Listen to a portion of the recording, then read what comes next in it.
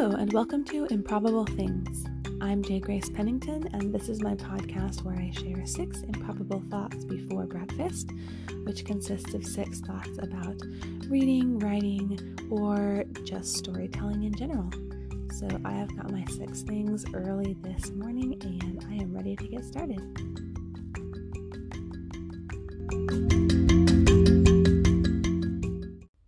So number 1, I wanted to share that I am almost finished with revisions on the book I'm currently revising in my series, Ferment Gestern. This is book 5, and it's been going really well. I've been really pleased looking back on it with just the general flow of the story, and also with the very small amount of things that have needed to be fixed. There have been a lot of references to the characters' ages that are changing, so there's been that.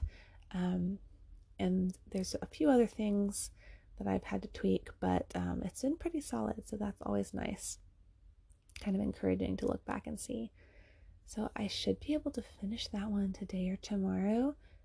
And yeah, I'm just really excited to get these out, because I think it's going to give me much more confidence in promoting the series, because the last few years there's definitely been a little piece of me that was kind of hesitant to, especially since I knew I wanted to do this. I've kind of been like, well, I should really wait to push it too hard until I know it's like the best that it can be, or whatever. So I'm just really excited to have this project finished up.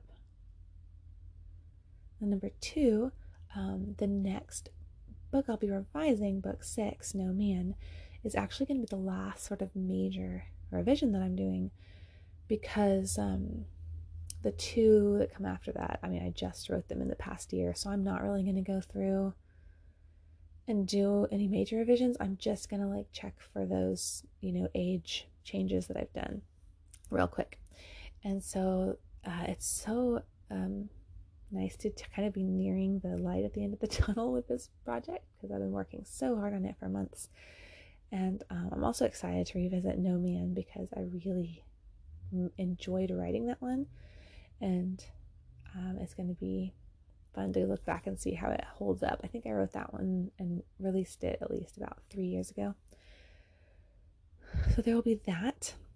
And I actually did get some preliminary versions or whatever from my formatter on the first couple books, and there were a couple tweaks that needed to be done, so we're working on those. But I should be getting the first couple books out any day now.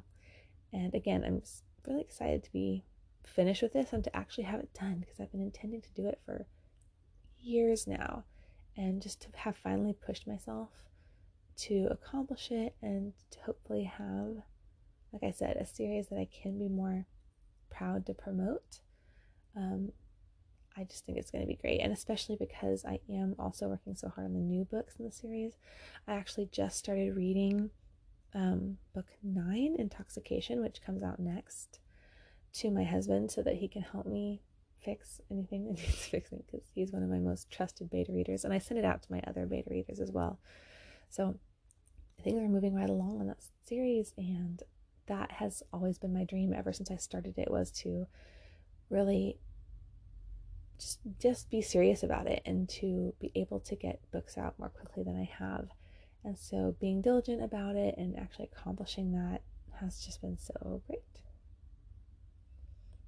Number 3, on top of all that, I mentioned this I think maybe a couple of weeks ago, that I had an idea to do a new story on Kindle Vella that was going to be nonfiction, and that was going to be some suggestions, some thoughts from my own story about how I get so much stuff done.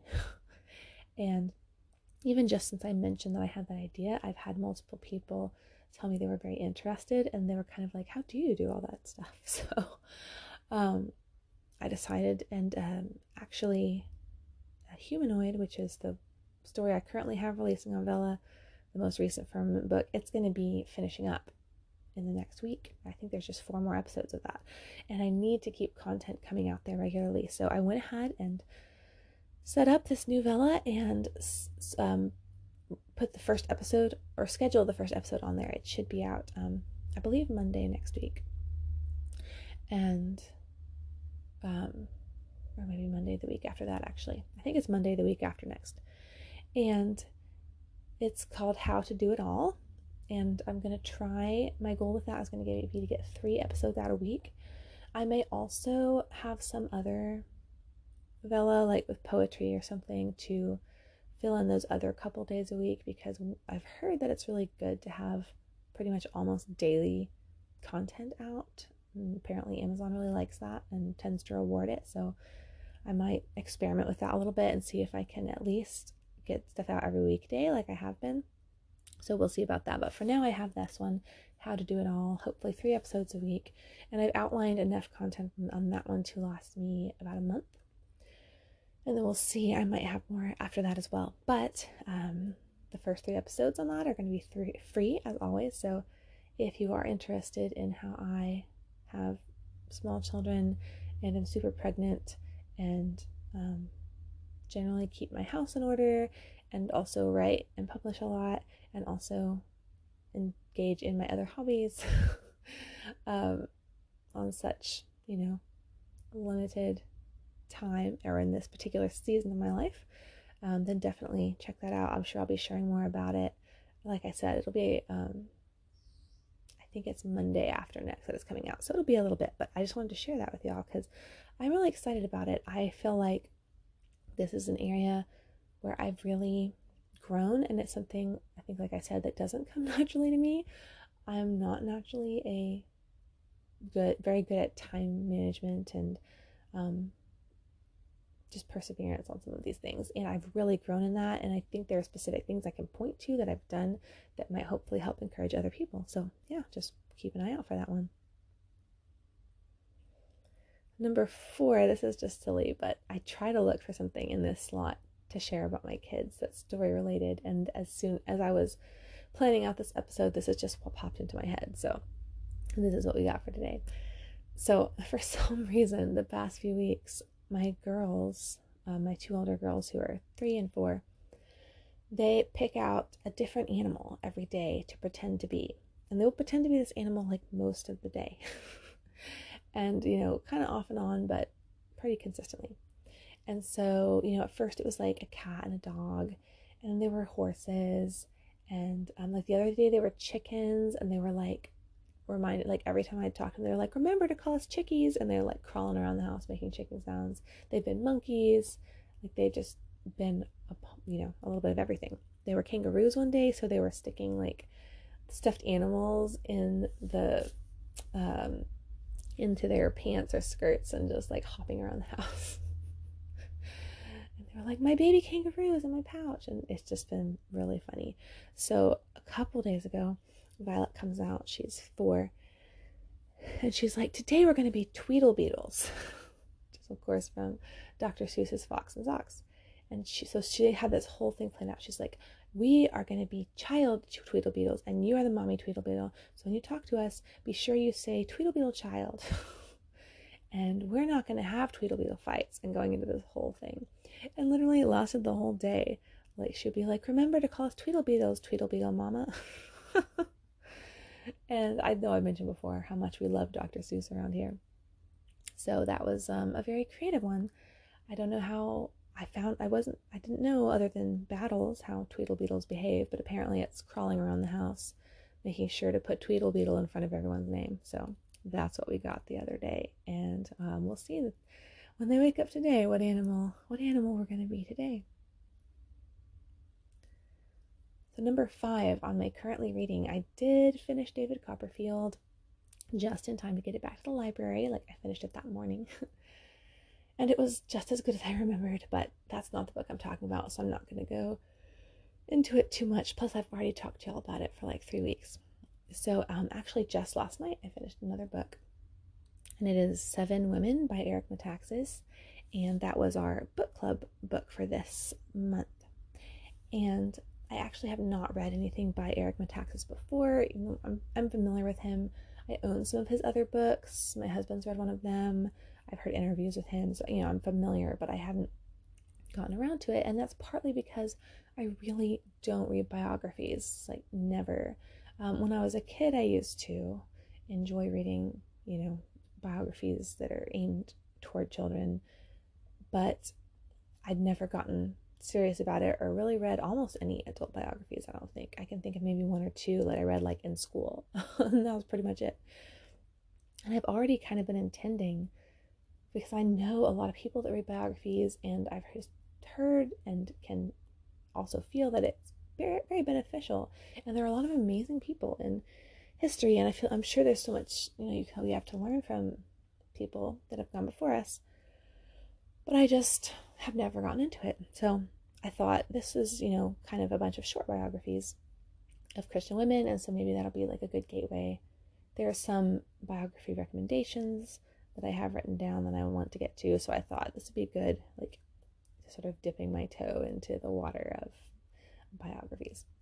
So anyway, as I said, I finished the book last night, and it was really good, and I definitely do think that it will help me be more motivated to read more things like this, because my biggest takeaway from it was just amazement and inspiration at these women and the lives that they lived and choices they made and things they accomplished for the world. And I would love to have more of that. I would love to be encouraged by other, people in history that have either done great things or that have just especially people that like these women who truly have served the Lord and who you can see his hand in their lives, because the women chosen were kind of all over the place, everywhere from Joan of Arc, Susanna Wesley, to Rosa Parks, Mother Teresa, just like various different areas, but all of them just so devoted to their calling from the Lord, whatever those various things are. And that's what I want. Even, mine may not be to restore the rightful king of France or to, end segregation on buses in the South, but mine, I do have my own calling, and that is primarily raising my children, and then also, my writing and things like that. And so I was very inspired by these women and by their just wholehearted dedication, and also just other godly characteristics that they had, their humility and character growth over time, just so many things. And so I do think that it will be helpful in getting me into reading more biographies, but also I just really enjoyed it as a book. I think it'll be a really good discussion at book club. I'm really looking forward to that next week, and I definitely recommend that one. And a lot of it was, most of it was women I really did not have much previous knowledge of and not that much interest in, honestly. And then I definitely came away from each one with a respect for them, and also with a lot of just humility, because just of myself and my judgment in the face of all the things they did. So I think it was really good for me, and I read it in like 5 days. Like, it's not a very long one, so that also made it a good way, because a lot of biographies can be so long. So it was maybe a good way to get started. So yeah, definitely recommend 7 Women. So number 6, as I was getting ready for this podcast, and I kept wanting to talk in my first couple objects where I was updating on the revisions about one of my favorite things about writing a series, and then I thought I should just put all that together and save it for my longer little ramble at the end. So I just wanted to talk about one thing that's been on my mind as I go through the series, and one of my very favorite thing about writing series, and just about a series in general, whether that's book series or TV or whatever, is the ability that you have to really focus on different characters in turn. And you can't do that as well in a standalone story, I feel like, because it will become too much. Like, you need to have sort of obviously a protagonist, but then maybe, one, maybe 2 side characters that are more of a focus, and then, that's kind of it. And so, but when you have a series, because there are multiple stories, you can do that multiple times with different characters. And because I love all the characters in the Firmament series so much, it has been really fun to have that opportunity. So like I said, I'm working on Gestern right now, and that is the one that really highlights Andy's brother August, and he's a favorite character with a lot of people. So that also made me excited to write that one, because I knew or I believed that people would enjoy seeing, we get to see some more of his backstory and just what made him into the person that he is. We also get to see more of his character coming out, because what ends up happening in this book is that him and Andy are kind of thrown together alone for really the first time since they've met. Because for those who haven't read the series, she was adopted as a baby, and they only met, at the very beginning of the series, for the first time since they were very little. And so, since then they're working, they're on adventures, whatever. And so this book was the first time where they're sort of forced to go on this adventure with just the two of them, and they really get to spend quality time together, and you get to see things about his character that are displayed in a way that it hasn't had the opportunity to before. And so that was really special, and I'm enjoying revisiting that too, because then it just reminds me of who he is, moving forward, how he's grown, what he still needs to grow in, things like that. And then kind of by the same token, the book that I'm working on right now really delves into the character of Crash, who is Andy's cousin. And they grew up together and have always been very close, but he is a very troubled person. We have gotten lots of insights, glimpses into that throughout the series, that he's a troublemaker. He's very arrogant. He's very sweet and charming, but he's just he is tormented underneath that. And some really big things happened that involved him kind of recently in the series. And so Intoxication is the book that delves into the effects that all these events have had on him, and that also give us a little bit more, again, insight into just his poor, troubled mind and his weaknesses, but also just his charm. And just he's just one of my favorites to write, because he's just so witty and fun, and just really brightens up a story and brightens up the world around him. And so because of all, and this is so many enigmas in there with his extreme, talent. And I think there's one line somewhere early, I might have just read this when I was reading it to my husband, somewhere early in the book, where she's thinking about, the main character is thinking about him, thinking about her cousin, and she says something at some point that he had always thought himself both superior and inferior to everyone around him. And just exploring that paradox in him was what made writing that particular book so much fun, and it's got me so excited to share it with others. And then a lot of the future books in the series too, I have plans to, more deeply explore this or that character. And those are always the ones I think that excite me the most, especially when it comes to the actual writing process, because I'm a very character-driven writer and reader and TV watcher, whatever. I love characters and relationships and their backstories, and what makes someone who they are. Like, all of that is the number one thing that fascinates me about stories by far. And so that's the thing I'm going to gravitate most towards in my stories. And so those are always the books that, they're all character driven, but like I said, some will focus a little more deeply on one character.